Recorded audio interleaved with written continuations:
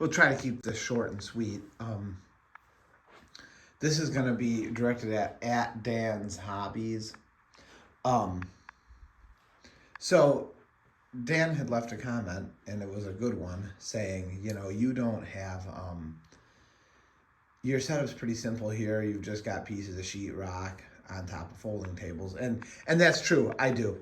Um, the reason for that was in case this all has to go away one day, I didn't want complicated bench work into the drywall and bolted into the wall and all that kind of thing.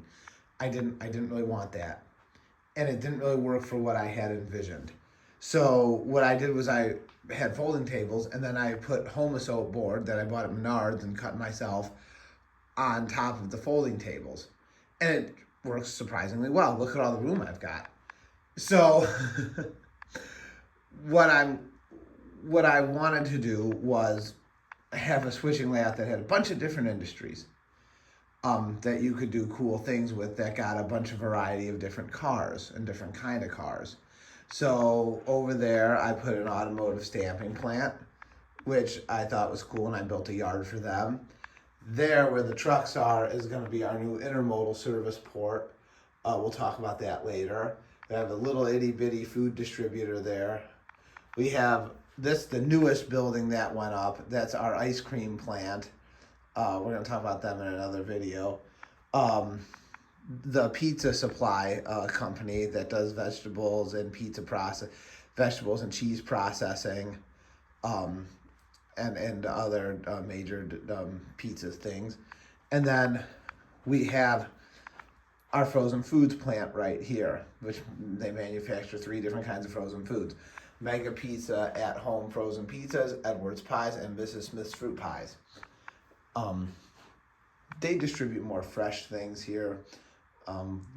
There's no sign on the buildings just yet because I haven't made them, and I just switched industries there, so they're retooling right now. The ice cream plant isn't shipping yet either. It's getting tooled up right now. The building's up, but it's not shipping just yet. The automotive plant's not shipping either right now because I don't have any steel cars or steel gondolas or steel to ship to them. They can't stamp auto parts if they don't have steel. So when we get steel to them, they'll be able to start stamping auto parts.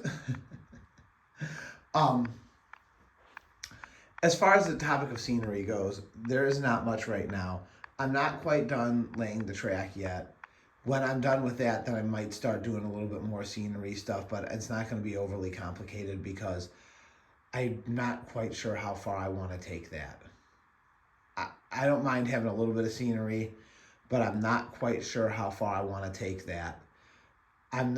It's not going to look like Lance Meinheim's downtown Miami Spur. However, that being said, over the years, some of these buildings are a little older now. This building was one of the first ones I put together probably 10 years ago. You can tell the workmanship on it is just terrible. This one I built after that.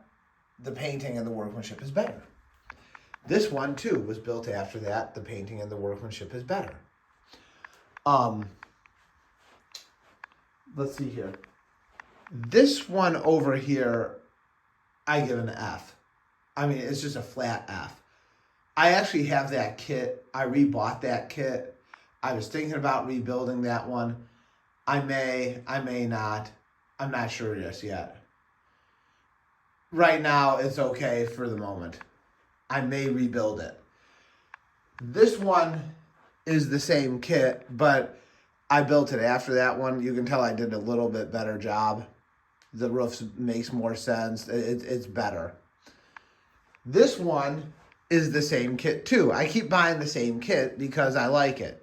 But I made some changes to it. I painted it. It's not blue, it's purple. I painted the brick. The doors are all how they're supposed to be. I don't ever put that garage door in because then I can't take my trains in there. But I think this one came out a lot better. If I had to grade them, F, that's a fail. That one, you can give that one a C+. And this one I give a B plus. I give a B plus too. It's a lot better. I thought the painting came out pretty decent though. Right. I mean, I painted the brick. I painted the metal siding. I left the garage doors blue, which actually I kind of like. I think it looks cool. And what is that, sir? What? Oh, you brought your laser pointer downstairs. Okay. You're gonna go have a drink? Okay. That's our road superintendent. He's a superintendent of this division. Here, he likes to check on the railroad from time to time to make sure that I'm towing the line. And I did this side too. This one went up Christmas Eve. I was working on it last week and kept on going on a roll. I know the roof is not perfect, but overall it's a lot better and a lot tighter than the rest of them. I give it a better mark. So that's how that was. This was the second newest building to be built, and again, the roof actually comes off because the tracks go in there, and I may have had to gain access to it, so I don't ever permanently glue the roofs on to the buildings that the trains go in case for some reason I have to go in there. Usually I don't because it's a straight track, but you never know. So that's why I don't glue the roofs on. But this one, I think overall, this was the second newest one. A couple of mistakes here, but it's better. It's better than, I've been doing a better job building buildings, I think, So that's how that is. But yeah, as far as scenery goes, I'm not sure how far to take it. As far as control and stuff goes, most of the switches are manually thrown, but they would be in real life anyhow, except for on the main line. These three here, I do have hooked up to electric down there. I do have them hooked up, and I'm gonna hook that one up over there too to electric, because this switch could be controlled by a dispatcher at an office. So. And then we got a couple of buildings over there. Ice cream shop that my sister-in-law got for me for Christmas. We're gonna take that out of the box, and I'm gonna put it down, and people have somewhere to get lunch. And there's a dog under there that escaped from the pet store right there. We've got a couple more ideas for industries that I'm gonna put out here. So we're not done building just yet.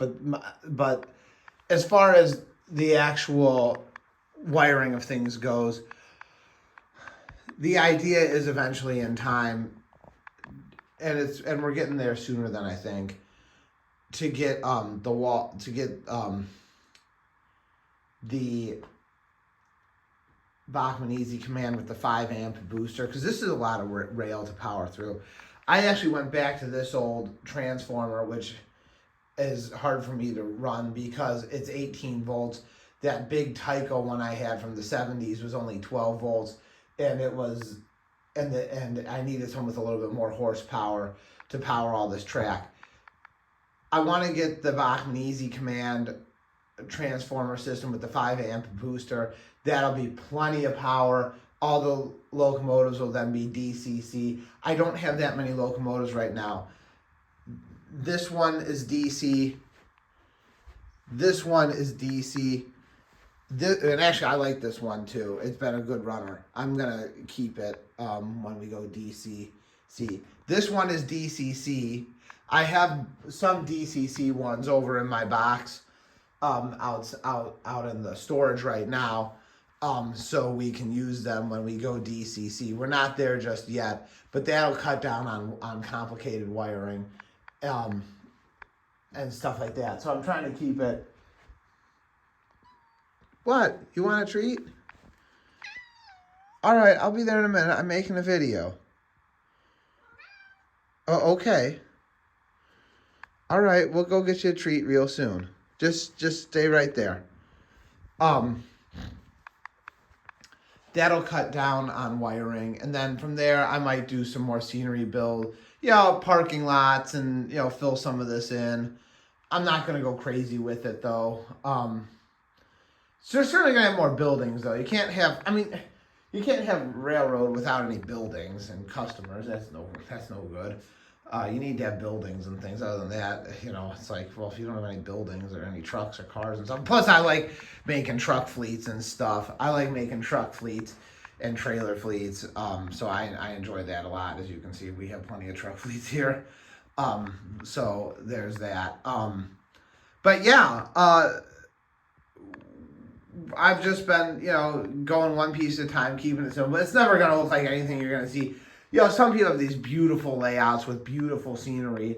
And that's the other thing too, though. I've seen people I've seen these people, they have these beautiful layouts with this beautiful scenery. And then, I got to take a sledgehammer to it because I've had enough. Well, how's everything looking in there? Good? All right. Because, they've had enough. Or, it's nice scenery and stuff, but it doesn't do anything. The best one that I've seen is by far Quebec and New England. His operations and his scenery and his modeling are far and above better than mine. And he has industries to switch. He has mainline. He has everything. I've seen other people build beautiful models of certain areas, but it's all scenery. And the railroad doesn't do anything. Yeah, there's railroad tracks and trains and stuff, but it doesn't do anything. It doesn't have any industries to serve. There's no reason for anything. It's just nice scenery, which I guess if that's your hobby, that's fine. But after a while, what do you do with that? Here, I've got industries that have shipping and receiving schedules. They get a variety of cars switched in and out. All of them get cars in, they get cars out. I'm going to have a loop which simulates the main line. That's going to have some mainline action. We've got different varieties of cars, which I'd like to make videos and talk about. I know we've talked about the refrigerated cars already that Conrail owns. And I want to talk more about these parts hauling box cars over here. Everything here has a reason. I don't buy rolling stock just to buy it. Everything here has a reason to why it would be here. Even the trucks and truck trailers themselves have reason. There's reason for everything. I write these little goofy reports on the industries, what they get, what they ship, where they're shipping things to, what their production schedule is. And you can have a lot of operations with that kind of thing. And you've got different industries to switch out here. You can go work the auto plant, go work the ice cream plant, go work the pizza plant, go work the frozen foods plant, drop off a car here and pick one up. This is going to be the intermodal trucking terminal. Right now it's a cross-dock facility. It's not much to work, but there's a little bit going on there. There can be a lot to do. And I think that, leads to, even though I'm not much for scenery, we can do some a little bit later. I got some grass over there I can put down. That'll, break some of this Homeless Oak board looking at stuff up. And that'll make it, quite something. Then if there's, if you just come down here one day and you just want to run the trains around in a circle, there's going to be that option too. Because sometimes you just like to do that. So anyhow, that's what's going on right now. But that's my thought process on it. But I've blabbed long enough. But yeah, I'm like, how far do I take the scenery stuff? Because one day this might all have to go away. So I don't want to, there's a balance between how far I take and how far I don't take it.